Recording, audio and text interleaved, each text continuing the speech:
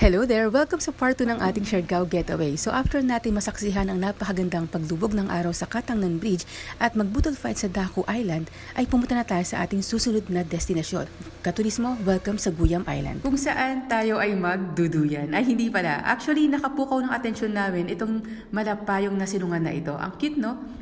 May mga snack bar dito sa Guyam Island kaya kung napagod ka sa pagpo-post at pag-swimming, don't worry dahil sagot ka nila. At pagkatapos sa isa ng Guyam ay tinanong ko si Kuya kung saan ang susunod na punta. At ang sagot niya, tara, sakay na, lakas maka super ferry ah. At ang susunod natin na pupuntahan ay nakalimutan ko ang pangalan pero madidescribe ko kung ano ang meron siya. Dito sa area na to ay makikita nyo kung gaano kalinaw ang tubig dahil kita nyo na kaagad ang mga naglalakihang bato na maaari yung tuntungan kung kayo hindi marunong lumangoy. At dahil langoy na langoy ako kahit hindi ako marunong lumangoy ay tinanong ko si Kuya kung mababaw lang. 5'3" and half ang height ko at ang sabi niya abot ko kaya nung tumalon ako, wow, napadarna na lang ako. Basta tandaan mo, huwag kang lalayo sa bangka.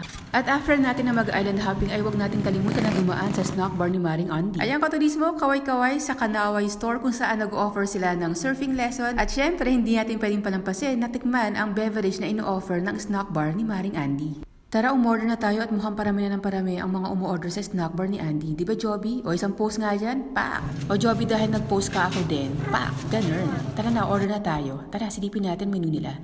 So, ayan guys kapag merong heart shape, ang ibig sabihin yan, bestseller. Kanaway latte ang in-order namin for takeout at kapag dine-in, ganito itsura niya. Di ba mukhang yummy? Tara, tikman na natin. Sarap. At syempre, walang katapusang picture-picture. So, ayan. After natin magpalamig ay bumiyahe na tayo papunta dito sa ating susunod na pupuntahan, ang Bebby's Restaurant kung saan dito tayo magdi-dinner. Ang cozy ng place, no? Saka bagay na bagay yung kulay ng ilaw doon sa bubong. Ano daw? Basta, order na lang tayo. So, ayan, nasa board ang kanilang menu at pay as you order as usual. At kung wala kang mapili sa mga nakasulat sa board, ay meron pang isang option dito sa istante. So, ano ba din alam ng istante? Merong mga fresh na meat kung saan pwede mong ipaihaw ang mga hotdog, ang paa ng manok, cheese dog, chorizo, pork belly, ano pa ba? Wings, no? Meron din ditong balon-balunan pero meron na akong naisip na o-orderin ko para sa akin. At kapag nakapamili ka na ng mga ipapaihaw mo ng mga karne, ay dito na yan iihaw. Sa simpleng ihawan na meron sila. Ang kulit, no?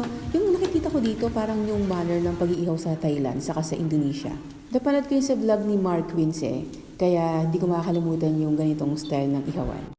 O, isa pang silip, di ba? Usok pa lang, nakakatakam na. So ayan, habang inaantay namin na maluto yung mga in-order namin na food, ay in-explore ko muna yung mata ko dito sa interior nila. Ang ganda talaga ng kulay, bagay na bagay sa pader. After a few minutes ay dumating na mga in-order namin na inihaw, pansit, at ito yung in-order ko, sinugba. Itong sinugba ng first time ko na matitikman ay combination ng grilled pork at kinilaw na isda. So ano pang inaantay? Tara, kain. At dahil nabusog tayo sa Bebby's Restaurant, ang susunod natin gagawin ay maglakad pa uwi sa flat. What? Maglakad muna tayo ng very very light para lang bumaba yung kinain natin. At kung sakaling mapagod tayo at di na natin kaya maglakad, that's the time na doon lang tayo sasakay ng tricycle. At sa ikatlong araw ay uwian na. Pero bago tayo pumunta sa airport ay pumunta naman tayo dito sa Jacking Horse. Supposedly ay pupunta dapat kami sa Cloud9 kung saan dinadaos ang mga surfing competition pero sinadjust ni Kuya Driver na dito na lang kami sa Jacking Horse pumunta dahil pareho lang din naman yon. Ayon sa best friend natin na si Google, itong Jacking Horse ay yung mga pinupuntahan ng mga nagsisimula pa lang na mag-surf. Ang kulit nga kasi talagang hindi namin talaga pinaghandaan ang pagpunta sa Siargao. Kaya hindi namin na-explore masyado yung mga activities na pwede namin gawin dito. Kaya ang ibig sabihin yan, babalik kang muli. Sabi ni Kuya, magandang pumunta rito ng April at October.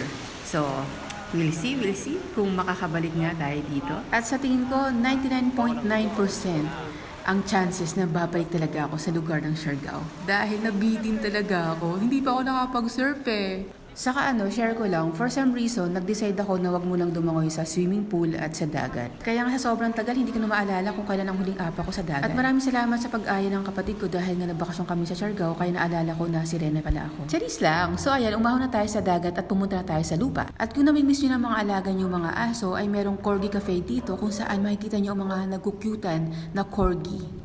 Nakahawig daw ng aso namin na si Pandak. Wala lang, share lang.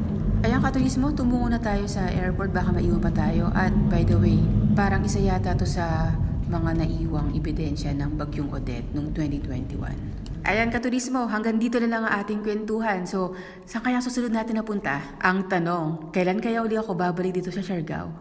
Gusto ko talaga matuto mag-surf Overall, well recommended ang Siargao dahil ang tubig dagat dito ay hindi masakit sa balat. Alam mo yung tubig dagat na sobrang alat na nakakasira ng skin, yun ayoko nun. Pero dito, mapapa-I love Siargao ka talaga. Kaya katurismo, ano pang inaantay? Tara, sakay na!